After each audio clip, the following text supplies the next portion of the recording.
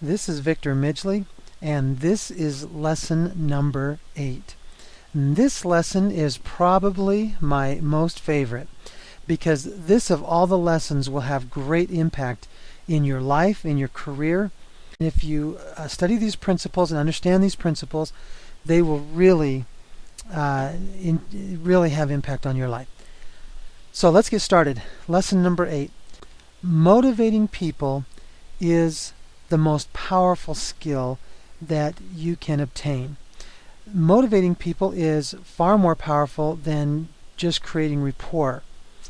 You see, you can move people to follow your ideas without them giving up their ideas. Now that's a very interesting concept because this program is designed to help you understand how people organize their brains. Now this is not a trick, but this is truly understanding human beings. Perfect people is not a manipulation trick, but rather the psychological study of interpersonal communication, or in other words, NLP, if you're familiar with that phrase. The human patterns for learning are specific and predictable. Let me say that again. The human patterns for learning are specific and predictable. Now that may sound familiar to you because we talked about that in lesson number 2 in this program. Meta programs help you know how people are motivated to take action and become convinced of something. And this is something that when I first discovered it was very, very exciting, very, very groundbreaking, but also I found it to be very effective. And I've got numerous stories that I could share with you. By understanding meta programs, you can predict how a person will react and respond to your ideas. So let me share what these meta programs are. Number 1, the direction meta program. The direction meta program, helps you to understand which direction a person is moving. So all people move in one of two directions. They're either moving towards pleasure or away from pain.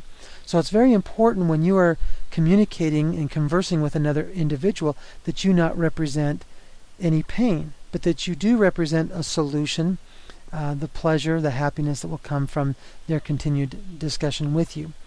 Number 2 is the reason meta program. People are motivated to do something based on either possibility or necessity. And this is interesting because I always thought that people were motivated by possibility always, but that's not true. There are some people who will do things based on necessity. And the best way for you to tell, of course, is to pay attention, but to maybe ask questions about why somebody is interested in something. And they'll tell you that it's either of all that they can gain by making that decision, or maybe they don't have a choice. That's the only choice they have. So it's very important to understand if somebody is motivated by possibility or necessity. The next meta program is the frame of reference meta program.